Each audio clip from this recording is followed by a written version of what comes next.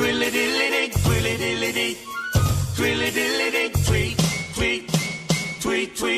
talks to the people all night long, chatting and a-gabbing and a-singing her song. All the divas down on Rainbow Street love to hear Toni go tweet, tweet, tweet. Talking Toni, talking Toni. Oh, talking Toni, really gonna talk tonight.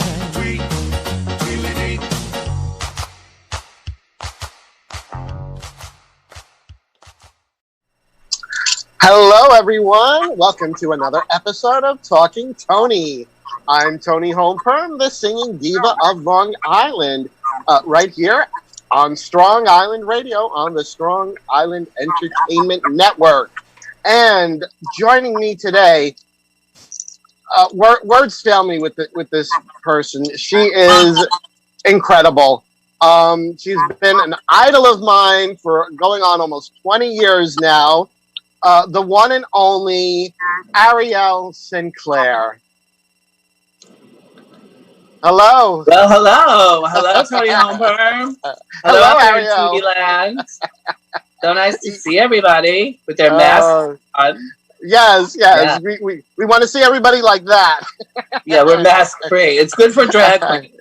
Yes, it is. You don't have to do the bottom half of your face. And you don't see the horrible lip syncing. That's right. You don't get clocked on your lip sync. But I sing live, girl. I can't get away with it. I know. So. You're a very great singer. Thank you so much. Thank you so much. You're welcome. Thank you for the lovely what do you call that? I don't know what I'm thinking. It's the quarantine, girl. We're all in a fog. Yes. And maybe it's the booze. Cheers, everyone. Oh, cheers! Oh, well, as I was saying, I'm just so happy to have you here as my guest here on Talking Toni. This is my little hour long show where I get to talk to many of the fabulous people that I know here on Long Island, in the United States, sometimes even around the world. I've had a guest on from the UK, believe it or not. So, nice. I know. So you're Toni global. I know Toni Holmperm is international now. Who would have thought? An international Holmperm. Yes, that's right. You know, these things, they got to travel, girl. These hairdos got to travel. Oh, so. Now, wait, I have a question for you. Do a lot of the young drag queens ask you, like, what your drag name means? They do. Yes, they do. Because a lot of them have no clue what a Toni Holmperm is. Right. So, being a good, motherly drag queen, I educate them. We have to. Always have to educate. We have to educate the young. It is so incredibly important. There's a lot of stupid bitches out there. Oh, now for people in the audience who don't know who you are, and shame on you if you don't know who Ariel Sinclair is. We will read you. But just on the off chance that maybe they've been living under a rock, for the past 20 years. Okay, we'll cut them some slack. Tell them, Ariel, a little bit about yourself, about your drag career. Okay, well, I grew up in Belrose, Queens, which was about a 15-minute walk to a gay bar called the Silver Lining. Oh, one of my husband's favorites. Yes, that's how far back I go. So it was house, gay bar, house. In the middle of a residential block. Oh, wow. I would go there very young. Mm-hmm. And back then the drinking age was 18. So even though I was 16, I could still kind of finagle my way. And then I started doing drag there. And that was the first place I started to do drag. And that was I would say my drag home. I always say if you're a drag queen and you have a place to call home and a place to do your craft and do stuff, and you're very blessed. And that's where it all started, the Silver Lining Cocktail Lounge and Discotheque, located at 175 Cherry Lane, downtown Flower Park. And you remember everything still? I remember it all. Some things I don't remember, but it's best I don't. Maybe it's a blessing in disguise. And a lot of amazing drag queens came out of the Silver Lining. Jenna Jared. Mm-hmm. She was popular in Long Island for a while. Madison and all those girls, they always worked at the Silver Lining. Peaches, Mm-hmm. she passed away. But she was I remember Peaches, yes. Yeah, she was amazing. Yes. Leslie Rage, a Miss, she was a Miss Gay America. She passed on. Mm-hmm. So many great drag queens came out of that place because it was just, you went there and that's what you did. You loved the drag. It wasn't about money. It wasn't about getting paid. And right. It was about just like, oh my God, I got to learn this song because I'm so excited to be on stage. And, and just the love of the craft of drag. Mm-hmm. And you were only 16 when you started, you said. 16. And of course, it always starts with Halloween. Of course, yeah. Drag for Halloween, you're like, that's it. Mm-hmm. I created a monster. And then I've been doing drag ever since, And I always said to myself, once I feel like, oh, this is too much, I hate this is annoying, I don't want to do this anymore, I'm going to stop doing it. And I never felt that way, honestly. Mm-hmm. I mean, it's a pain in the ass sometimes, when I'm running around the pool in drag. Of course, yeah. In tights, and it's, August, and you're boiling. But, there's so many great other things that you get back from that. Oh, so true, so true. I mean, hearing, the appreciation from an audience, I mean, there's nothing like that. I think, for like drag queens, that's kind of our drug, is the applause. Applause. Now, as a 16-year-old doing drag, did your family know? They kind of knew. I mean, I was leaving the house and coming home, like, late hours, and, but once I became, I think I moved out of the house at 18 because it was a little too much. Mm-hmm. It was like, they'd be like, I saw your brother in drag. Oh. It was a lot for my family, but we've come full circle. My family is so supportive now. Mm-hmm. Mm-hmm. And let me ask you, because people, because you were asking me about my drag name, Toni Holmperm, where did you come up with Ariel Sinclair? Well, originally, when I first started, dressing up and stuff, the name was Erica because I loved Erica from All My Children.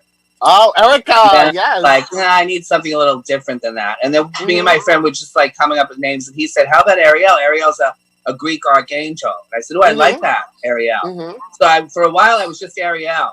Mm-hmm. And this was before The Little Mermaid, so I had it before that fish did. Mm-hmm. Then I started to do pageants and stuff, and they were like, you kind of need a last name. And I was like, I don't really want a last name, but we were going back and forth with just name, and I liked the double letters like Ariel Adams, and then somebody said Ariel Sinclair, and I didn't like the ST dot, and then we just made it into Sinclair, and that kind of flowed. That's how we did that. Yeah. So Ariel Sinclair came along. And she's been with you ever since. Yes. And she's been good to me. Yes, and we are all the better for it. So Thank you. I can honestly say that. Actually, I was thinking about it because I have known you. I believe it's almost 20 years. Yes. I'm pretty sure the first time that I performed with you, I was the boy. And I was going to say, do you want to tell that story? Yes, I do. You tell it. Okay, so I had a good friend of mine, and I put her in drag, and she kind of did drag before, but I kind of got her a little polished, and her name was Dallas Capri. And Dallas Capri was dating a very fine gentleman named Tony Mazza. Mm-hmm. And Tony Mazza was the one holding the drag bag and the wig. And I was the drag husband. You were the drag husband? I was the drag husband, yes. And that's when I first met you. Yes. And it was at you and was Dallas. It at the Bunkhouse? No, it was Annie M's. Annie M's, right. And that was the first time you had ever performed at Annie M's. Right. And you and Dallas, you did that Reba McEntire duet. I forget the song. Does He Love You? Does He Love You? And Dallas was the one who stole me away from you in the little skit. Yes. And you threw your drink on me. You threw your drink on me. I did? Yes, that was part of that. Yeah, that was part of the. I apologize. That was I lived for it. I lived for it. I was loving it. But yeah, that was part of the whole act. You like because you find me, with the other woman. Yes, and Dallas was younger and thinner. God rest her soul. Yes, absolutely. God rest her soul. She was a good queen. She was fucking crazy, but she was a good queen. Are we allowed to curse on this? You already did, girl. Oh, no, it's fine. It's fine. But yes, an amazing queen, and I certainly loved, helping Dallas put a lot of her numbers together. She had never really done that before we got together, and I think creative aspect of it, right? Yes, and I think that was, the drag queen within me longing to get out. And then years later, I was hosting the Gay Men's Chorus. I think Spring Fling, was it called? April's a Drag. April's a Drag, and that was that your first time? That was my very, very first time doing drag. You were the first person to introduce Toni Homeperm to the stage. Yay! So you've been there for a lot of my firsts. First, yes. We're sisters, darling. I know. And actually, I had posted the video today on Facebook. Like, it was the first time I was performing in drag, and then and you actually said, like, afterwards, you were like, I was ready to, like, I was just like, I got through my song and I was just ready to run off, and you're like, no, come back, I have to talk to you. Right, we have to talk. Yes, and you actually commented, you said, and don't we love the name Toni Homeperm? And I was like, Well, when you first told me that, I was like, oh my God, I love it. It's something where, if you're young and you don't get it, you're going to have to do your homework. Right. Absolutely. So. And your look is also goes with it. Your look is kind of vintage sometimes. And so it goes with the whole, homework. Yes. Well, my husband loves to tease a wig. Sure. And let me tell you something. He does a fabulous job. God bless Frank. I know. That's the one thing. Even throughout this quarantine, he's been busy. He's been busy doing wigs. So, thank goodness for that. Well, queens need wigs. Yes, they do. They do. Now, speaking of first times, when was the first time you went to Fire Island? I would have to say, I'm trying to think. It might have been 1985. I didn't start working there until 94. But I would go there all the time and, do the pool shows and stuff. I believe it was 85. I went and I did Miss Fire Island, and I was a mess. It was a nightmare. I wasn't, I think, a lot of drag queens nowadays, they have the tutorials where they can watch how to do makeup and yes, watch all the drag race. They can watch drag race. And oh, okay, I want to be like her or whatever. Right. We didn't have that back in the day. We just had each other. So you liked something, you watched another queen and you looked at her makeup and you were like, okay. And I always say, the more you do it, the better you get. That's my advice always to somebody that wants to do drag. So true. Got to do it. Yes, absolutely. You can't just be like, I want to do drag. No. And expect $1,000. That's not how it works. No. And even sometimes when you're at the top of your game, you're not getting $1,000. Right. And also, it's yes, when I first started doing drag, I did drag for free for years just because I loved it. Right. And it was back in the day, it was, all we did was AIDS benefits because people were dying. Right. So true. So that's, of course, then as it became a career for me, it's you got paid and whatever, and it became a job. But I still do, it's not about the money. I still do shows for free and, stuff like this and, whatever. Right. You gotta love it. Absolutely. Absolutely. So, going back to, those early days of doing drag, I always say how, you were, you've always been one of my idols as to, what a professional drag queen should be. Not only in look, but you're always so professional. You're always at the gig on time. Well, that to me, it's late drag queens, it's like that's the worst. Absolutely, it's the worst. It's you know, it's like if I know the show's starting at 7, I'm going to be in the dressing room by like 5:30, 6 o'clock. That's just right. But some of these girls show up, you know, 5 to 7. It's like, what are you doing? And you still have to pay your nails. What are you doing? Right. Or the show's already started and they're showing up. And they're running in with all their bags and 500 people behind. Yes. I don't know how. But you know, as you are such an inspiration to me, back in the day, who were your inspirations as far as, you know, doing drag? Well, my biggest inspiration, and she's my dear sister till this day, is Jessie Volt. He was, and Peaches, God rest her soul. But Jessie Volt, we became. I idolized her, and I was like, "This is the way I want to do this," because she was so professional. She was so, her craft was so tight, and I said, "That's the way I want to do it." And you know, I still learn from her. We're best friends, and she still teaches me to this day.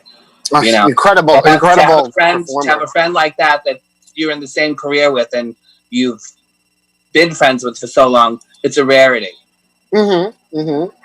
Yes, an incredible performer all around. I remember, again, back then, you didn't have Drag Race to look up to, like other drag queens that were like, you know, on television. You know. Yeah. I feel like, you know, the drag queens that are starting out now, they have a little bit of, you know, an advantage or whatever, because they could watch all these things, and, you know, their drag could be evolve a little quicker, I think. Right. I understand what you're saying. And I think that's why in that time, the concept of a drag mother was so important. Right. Because it was really the only way you were going to, because you didn't have YouTube tutorials to teach you how to color correct 5 o'clock shadow and how to block your brows and things like that. So, you know, I feel like I said before, I was like, the more you do it, the better you get at it. So yes. I was hideous when I first started. I was a nightmare. But, you know, as I got a little couple down the road, it was like, okay, I can do this. It's not so bad. And then you learn a few here and there, and you always learn something different. Yes. Now there's so many fun palettes to buy. Oh, palettes! That's my Achilles heel. that I know. You have a million palettes. I have a million palettes, girl. That's like all the other queens on Long Island. They all know. They're like, no one has more palettes than Toni Homeperm. Okay, question, Toni Homeperm. What would you say is your favorite palette and why? My favorite palette is actually, it's not one you really can buy in stores. It comes from the UK. It's the Stacey Marie XXL Carnival palette. It's a UK import. And I love it because the colors, you have like all the bright colors, you have all the neutrals, and it's so pigmented. It blends beautifully. How much is it? I think like with the customs and shipping, it was about $70. Not a cheap palette. Right. But not my most. How long have you had it? Yes. I think I've had it about a year. Oh, okay. Yeah, I've had it about a year, but it's amazing. She's your go-to palette. That's my go-to palette, yes. What would you say is the worst palette and why? The worst palette? Oh, probably the very first palette that I ever got. It was like from Amazon. You know, it has these teeny tiny little dime-sized pans, and it's basically all powder. There's like no pigment. It goes everywhere. You know, it's like colored baby powder. Exactly, but I knew nothing. That's why, like, the very first time that I performed at the show you were hosting, I was like, I can't play this. I was like, Ariel's hosting. I cannot be ratchet. I got Michael Perez, Monica Storm, former, you know, Miss Long Island, Miss Fire Island, you know, Miss so many titles. I got him to do my makeup because I was like, I am not going out You look gorgeous. Thank you. And you had that the Victory curl wig, right? Yeah, that was one of those first 40s wigs that Frank did for me. So it was a lot of fun. And speaking of money for a good cause. Yes, that was all for the Long Island Gay Men's Chorus. When did you start with them? 2016, I think it was 2016.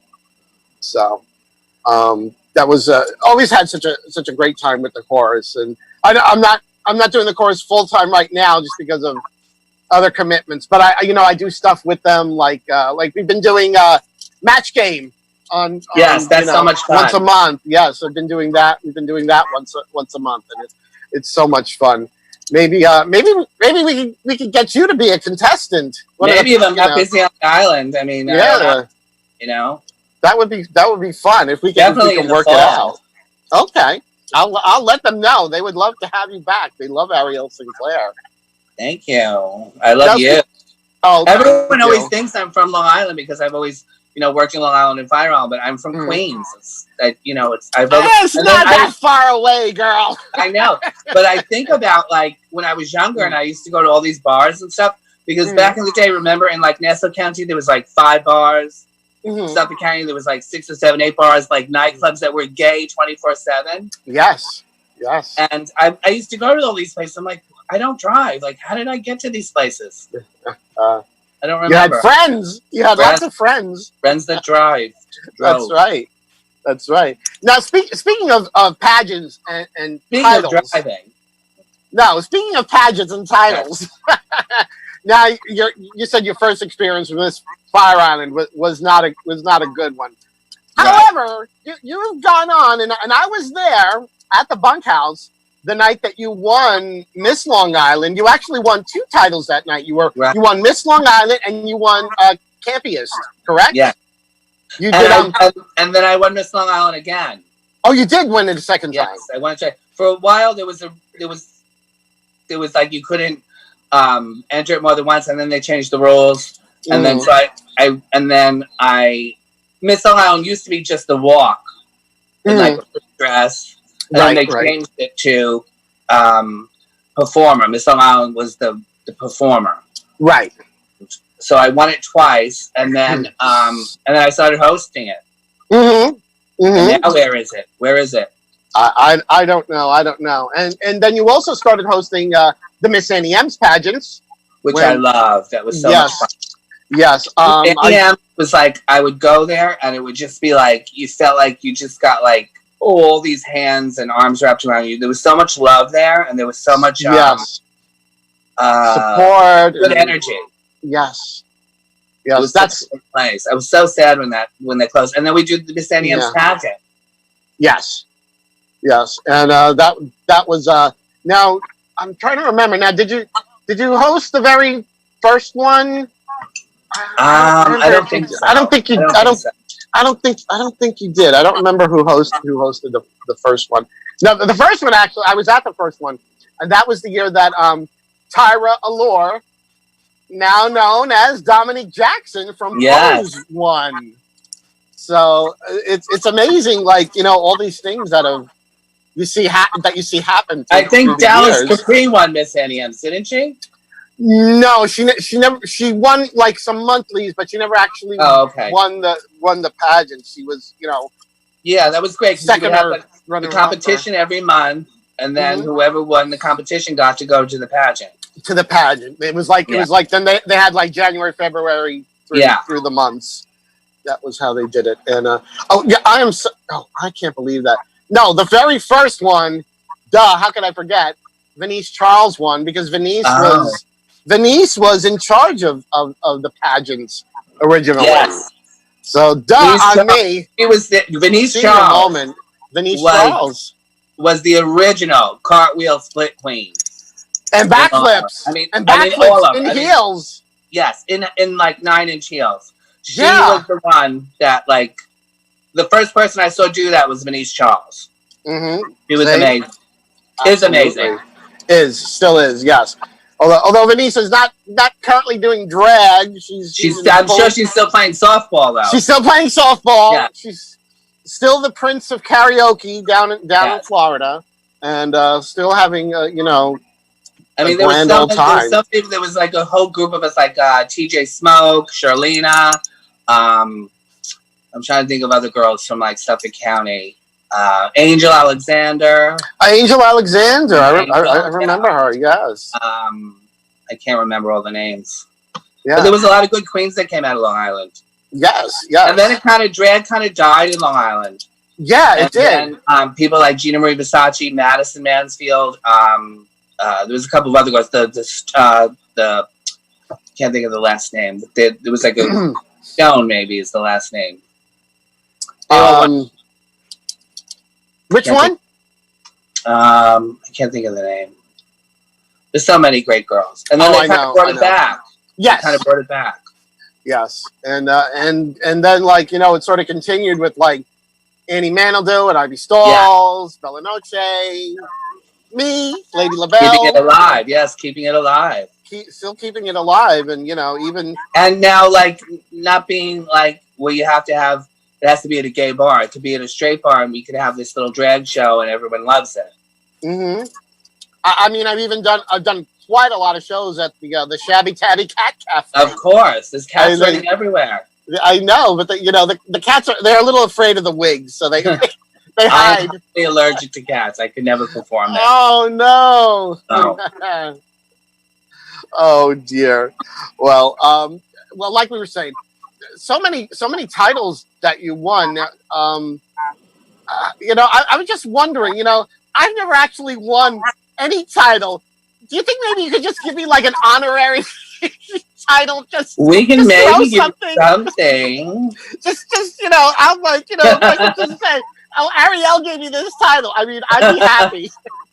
I'd be happy if you just throw something my way. Yeah, I don't care. I'll find one of my old trophies and I'll give it to you. I don't even need the trophy or the sash. I just need you to I dub the. Well, maybe you might be like maybe you'll be nominated for like a media award for doing this show at Strong Island Entertainment. Don't they have media awards like that? I don't know. I'll have to ask Bobby. Bobby, is that an award we can get? I have to ask him when we were Your radio show and podcasts have things where they do. Yes, they do. Yeah, you could probably be in the drag queen category performer. I don't know if there's a lot of them, but I don't know. I don't know. It's a good question. Actually, we're gonna take a quick break now.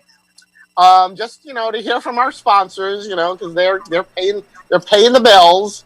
So they're paying the bills. You gotta get the tips for those gigs, girl. You know that better than anyone. So we're gonna just take a quick break, and then we are going to be right back right here on Talking Toni with more of Ariel Sinclair.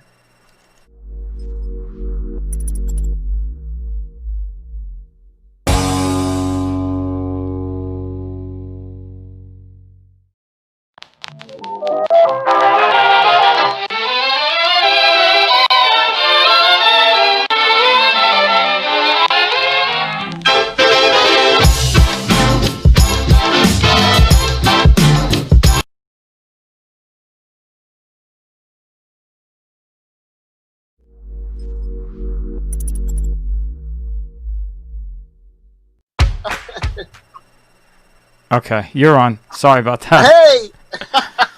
Sorry about that, everyone. Slight technical difficulties coming back. Technical difficulties? Yes. Welcome back to Talking Toni. I'm Toni Holmperm. And joining me is the queen of Cherry Grove, Ms. Ariel Sinclair. Hello, everybody out there in TV land.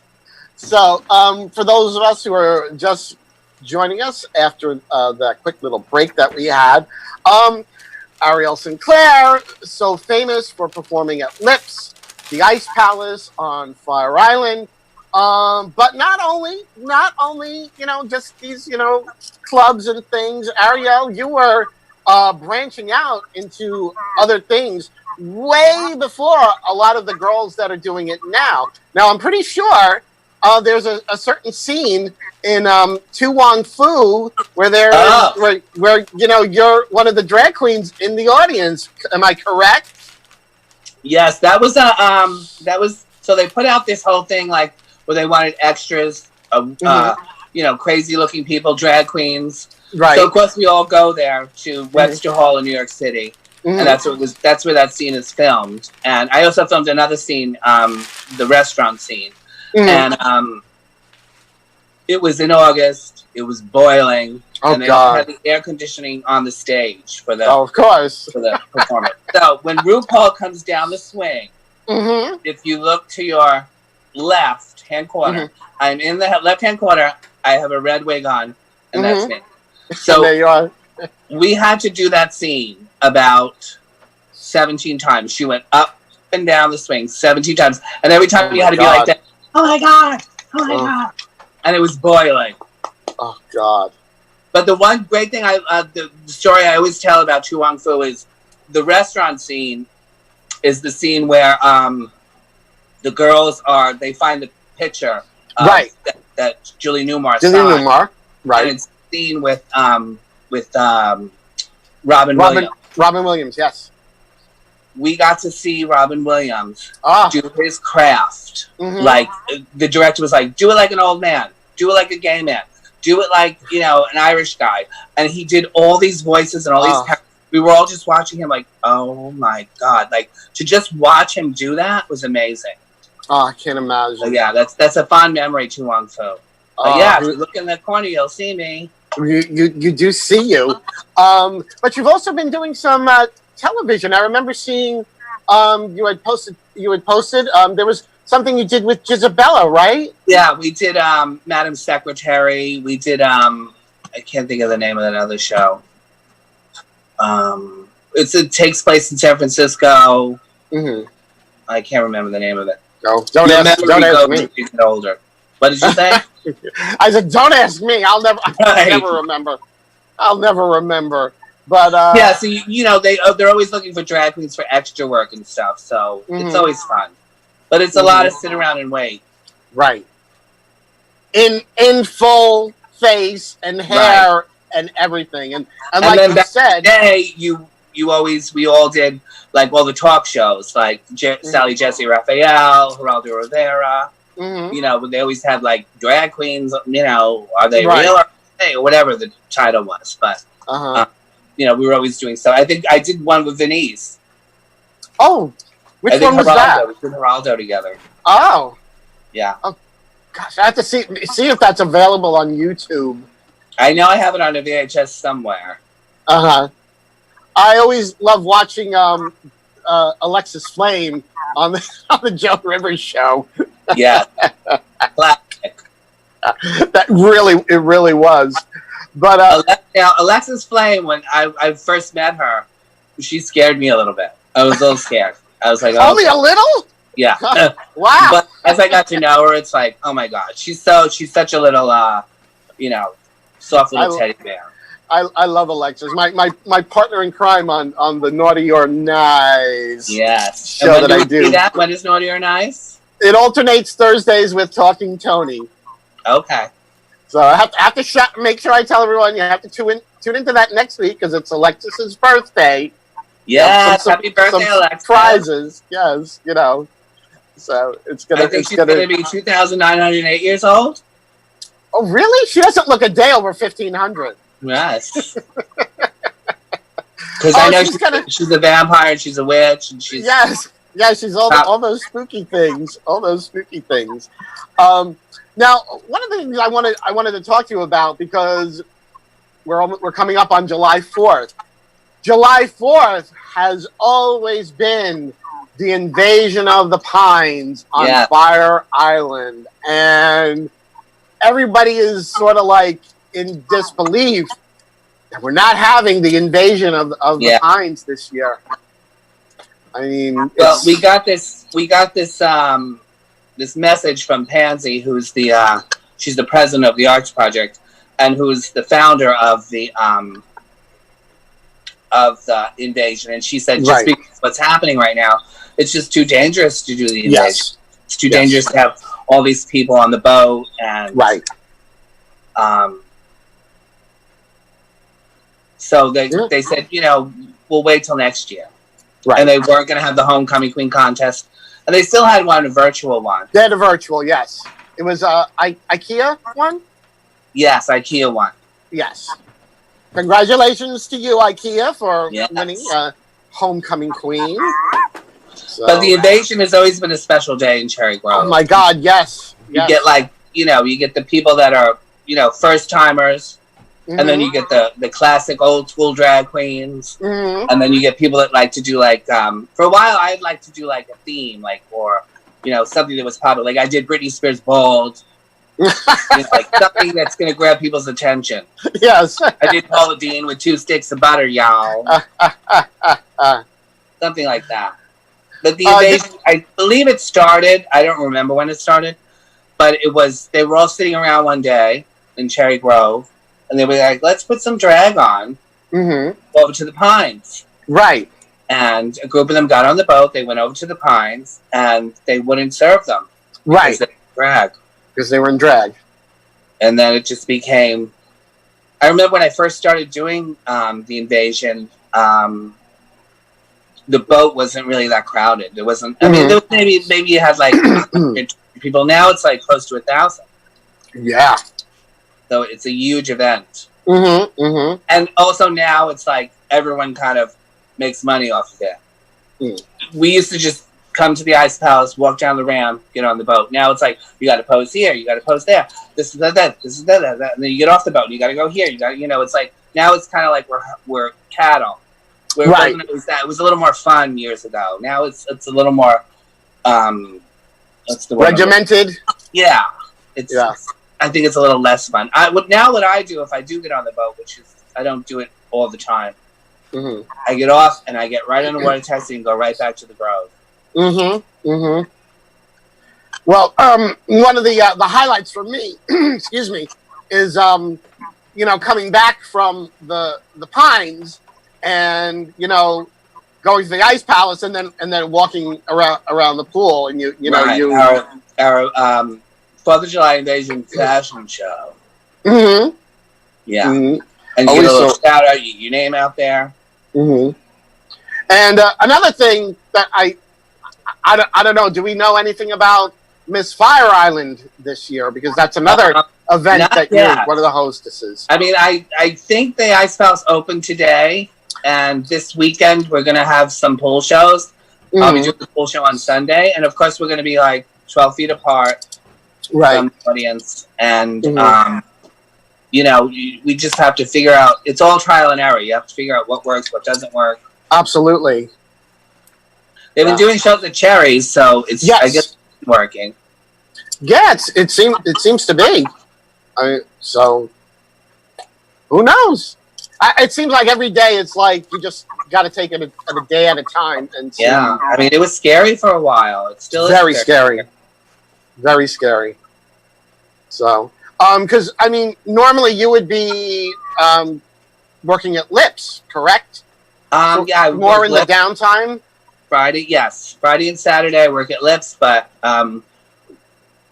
I think Lips is, a lot of us got sick from Lips, and I think it's because, it was because of, Lips was open, and it was, we didn't know about the, 6 feet apart and all that stuff. Right. And then all of a sudden it just was it just started snowballing, and it was oh my God, and then everyone just got sick. Yeah. Yeah. So, but fortunately, I can still do this. Yes. Well, this is amazing. You see how many girls and how many drag queens are okay, I could do this in my living room, or I can get a fabulous backdrop and make it really fun. Fabulous backdrop. Yes, really fun. I mean, I was actually pretty lucky because, my wig stylist is my husband, so I've had no problems, as far as hair. Absolutely. Your hair always looks fabulous. Well, I can't take any credit for it. Thank you, Frank. Thank you, Frank. It's all him. It's all. Well, he does a lot of the girls' hair.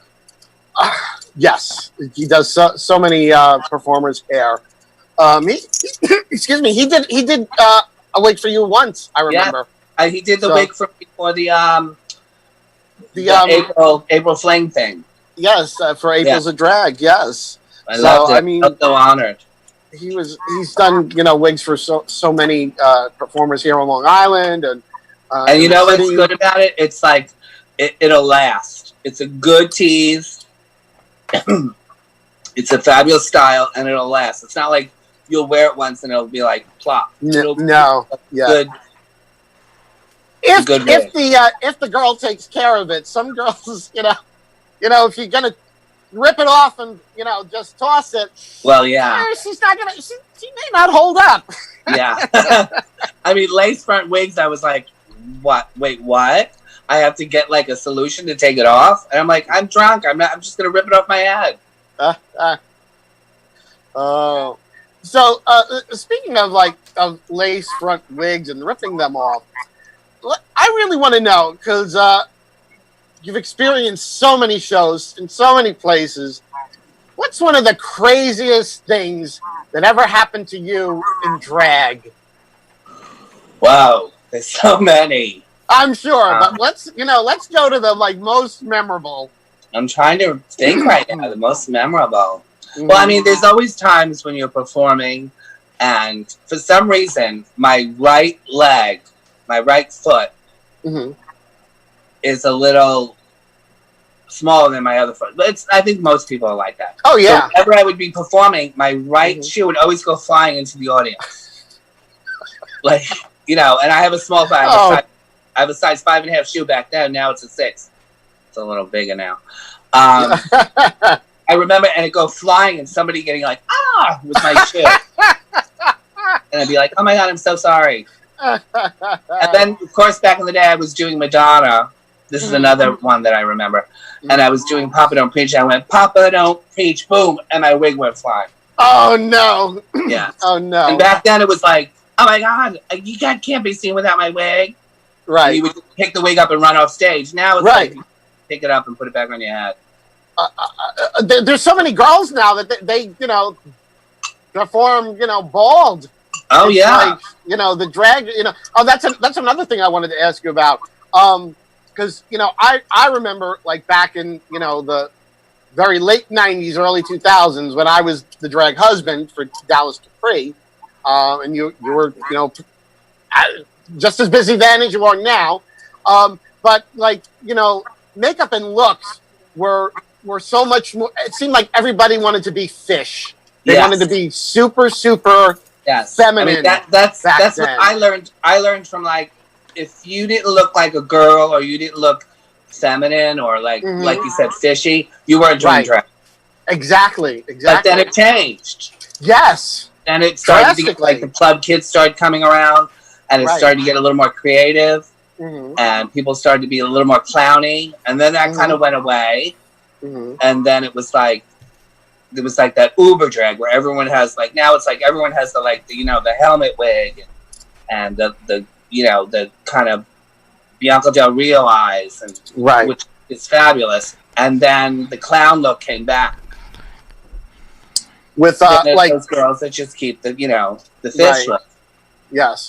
Yeah. Well, I think especially Drag Race with people like Trixie Mattel. Yes. And I can't remember the other one now. Kimchi. Those very super dramatic looks, which I mean I love. I wouldn't do it for myself, but I love them. But it's kind of changed a lot of drag. Yes, it has. I mean, drag has changed. It's evolved, and I always say RuPaul's Drag Race is great, but it also created a lot of monsters because it makes you think okay, in order to do drag, I have to be nasty and mean and do my makeup like that, and then you do it, and then they're like, okay, now I want money, but that's not how it works. No. There's a ladder, and then there's a line, and then there's an elevator, and then there's another ladder. You know what I mean? It's you got to do drag because you. This is my message always: do drag because you love it, because you love doing it, and you want to feel the back and forth with the audience. Mm-hmm. And, you know, and I never was a nasty mean queen. I mean, I could be catty. No, never. To me, that never really worked. And people, I felt like everyone started to be like Bianca Del Rio. You know, and everyone was trying to be like her and reading and you know, stuff. And what she did is genius, and it's rapid fire, and to copy it is just, I don't know, it's nonsense. But I like the way drag is now. Mm-hmm. Some of it. Mm-hmm. Well, you know, as you said, you know, a lot of it has changed, and you know, the younger Girl, performers. you should have made this show. You should have made this show 2 hours. Well, we can sit here all night. I know, but you know, a lot of the younger performers that are, you know, they're you know, seeing Drag Race from when they're, you know, pre-teens, and they're born in like 1990 or the 2000s. Right, and so their experience with seeing drag is just so different than what, you know, you and I grew up with. Of course. I'll bet you remember, like, on All in the Family, when Archie Bunker saved the I don't know how we would classify the character now, because you have to be so careful about labels. At that time, I think they used the term cross-dresser. Right. I think she was a cross-dresser. Beverly LaSalle. Beverly LaSalle, yes. She was a cross-dresser. But she was Edith's friend, too. And she did, she did drag shows. Yeah. But, like, you know, seeing that, you know, that was, like, such a rare thing. But, you know, even for me as a young child, seeing that was, like, stuck in my mind. Of course. You know, because I'd never, ever seen anything like that. Ever. And, you know, and it was such a credit to the makers of that show that they presented the character, you know, as like a real human being, and it wasn't like an object of derision or ridicule. Yes. I mean, so, you know, and I really always try to say groundbreaking to the young drag queens, you know, be humble, be kind, you know, spread the love, spread it all around. Like, you know, to be mean and nasty is not going to get you anywhere. I mean, it might be fun on stage to be like catty and whatever, but you know, you still have to be humble. Mm-hmm. It's very true. And you know, help each other and you know, learn to be the best that you could be. That's going to make everyone else the best that they can be. Mm-hmm. Mm-hmm. You know, that's always my advice. You know, and correct me if I'm wrong, but you've never been a drag mother to anyone, like. I'm much too young to have children. Tony. Well, of course, I know. Unfortunately for me, my eggs have all dried up, so there's no chance of that. But you know, I have some. I have a lot of sisters, and I have a kid sister, Celine Dijon. She's my kid. Celine, I love Celine. Celine was also in the Long Island Gay Men's Chorus. Yes. But you've never actually been like a, you know, full-fledged, like, you know, drag mother to somebody. But I mean, I've definitely helped. I mean, I definitely, back in the day, I've had Jenna Jarrett was one of my drag daughters, and so was Alexis Delamere. Do you remember her? Yes, he was Peggy Pussy's former boyfriend. Yes, Peggy Pussy. Yes. Peggy Pussy. Or as you always called her, Margaret Vagina. Yes, Margaret Vagina.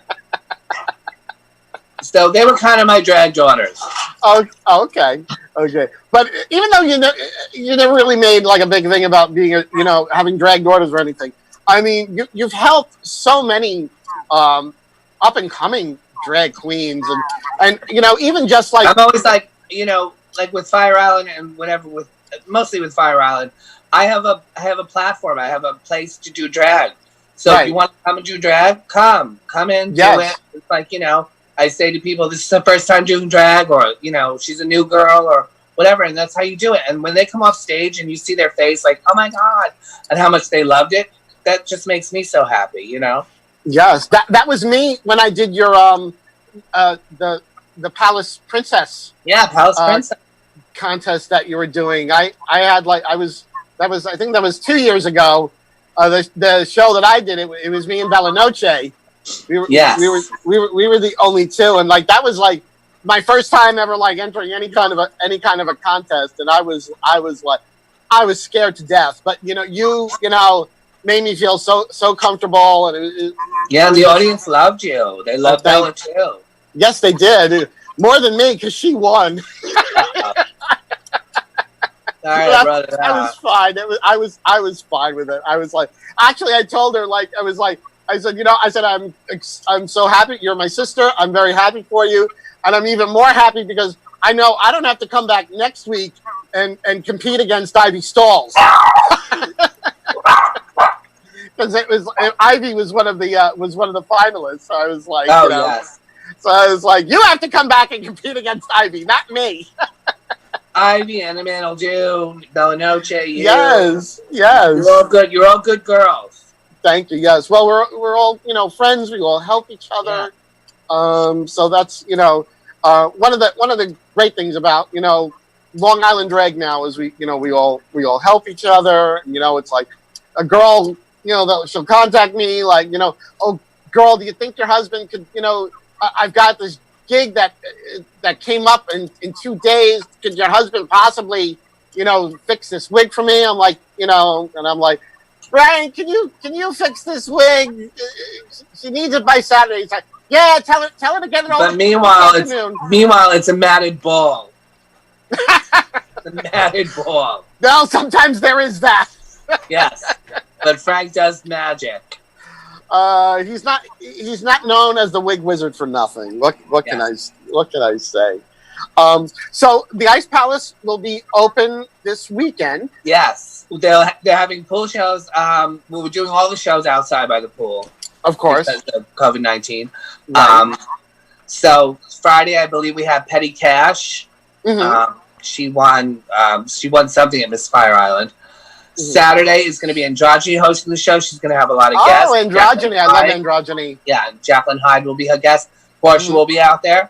And then Sunday, I'll have my pool show with a lot of guests. Davita Jones, Victoria Falls, Jacqueline Hyde, Petty Cash, Portia. So it'll be a fun little drag weekend in Cherryville. So, how are you gonna handle the dressing room? Oh, that's the problem. We're trying to all be, because the Ice Palace isn't open, so we're gonna have to go out into the Ice Palace so that we're all not on top of each other. Mm-hmm. Yeah. Well, you'll work it out. I know you will work it out. I will crack that whip. Yes. It's especially hard for drag queens, because usually we're given I mean the dressing room of the Ice Palace compared to most places is palatial. It's spacious. I mean, and some places. I know myself, when I go to a drag show, I lay all my shit out. I'm a mess when I get ready for the show. So to have to be tight. About how many I've done a lot of shows where it's you got ready in a closet. Mm-hmm. And it was okay, this is what I got to do. Yeah, and or it's a closet, and there's 3 other girls, and that's where you all in have the closet. To change. Yes. Yeah, and it's you gotta get in there, do your change, and then get out, because the next girl is she just got off stage, and she's got to do her change for her next number. I mean, it's drag is not for the faint-hearted.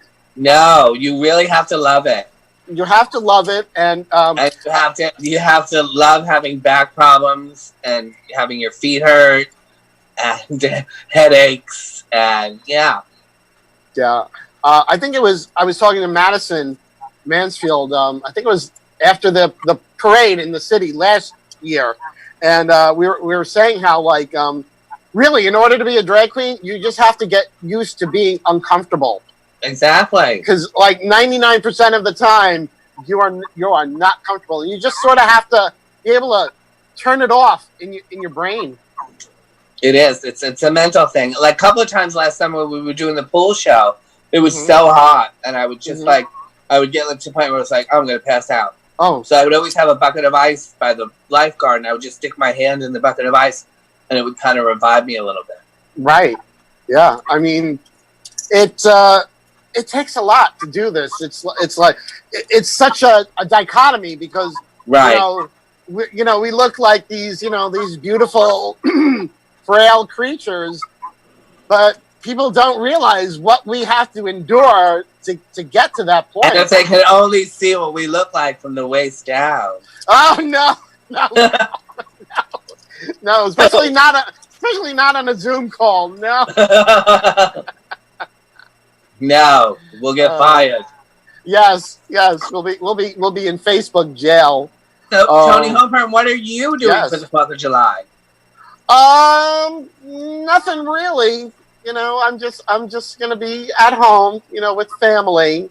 Yes. Not going anywhere. I have to be very careful because of people in the family that have health conditions. So I have to be very. A lot of people think that it's over, and it's not. We still have to be highly concerned about Absolutely.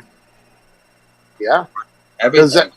Because if we're not cautious, if we don't remain cautious, the numbers could spike. We've seen. But we don't want what's happening in Florida to happen in New York. New York's been really good. We've been good. And Long Island. Yes, we have to remain vigilant, though. Yes. Well, girl, I don't think you'll believe it, but we're almost to the end of the show. I know it's I don't want unheard of. I know. Well, I could stay on with you for hours and hours. Talking about old school and just the old days, but sometimes you have to move forward. True, very true. But it's good. It's also good to educate, and I believe that. Yes. You, Toni Homeperm, you are an educator. Oh, thank you. Well, if I am, it's because you have been an inspiration to me. Thank you. So, as I said, and I always tell my husband always says whenever your name comes up, he's like Ariel Sinclair. It's like just your name. It's like the clouds part, the rainbows come down. He loves you. Sweet. He loves and adores you so much, as do I. I love and adore both of you. Thank you. But tell everyone where they can find you on social media. We know you'll be. Yes, I'm Ariel Sinclair on Facebook. And Instagram, I think I'm Ariel _ No, I think I'm Sinclair _ Ariel. Yes, it's because I tagged you today. It's Sinclair _ Ariel. Apparently, somebody had Ariel Sinclair on Instagram. How dare they? The nerve! We have to start a petition. Torches. And of course, for the remainder of the season, you'll be at the Ice Palace. Yes, I'll be at the Ice Palace. Hopefully, in Cherry Grove. Sunday, I'll be starting bingo on Monday. Oh. And, lips. I don't know. Maybe September. We don't know. It's all still challenging. Right. Well, of course, people just need to follow you on Facebook. Yes. And or Instagram to know about the wonderful shows that you'll be doing. So, Toni Homeperm, thank you so much for having me. Thank you so much for being here. Yes, thank you, Strong Island Entertainment.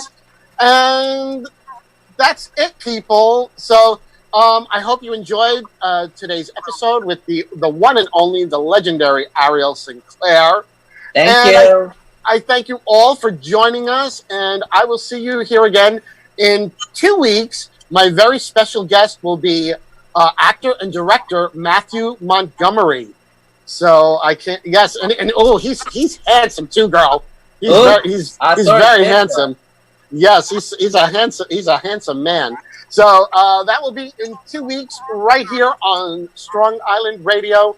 And until then, I wish you all the best. Everyone stay safe and have a wonderful night. Good night, everyone. Bye. Thank you, Toni. Thank you, Ariel. Love you, Frank. Love you, Toni.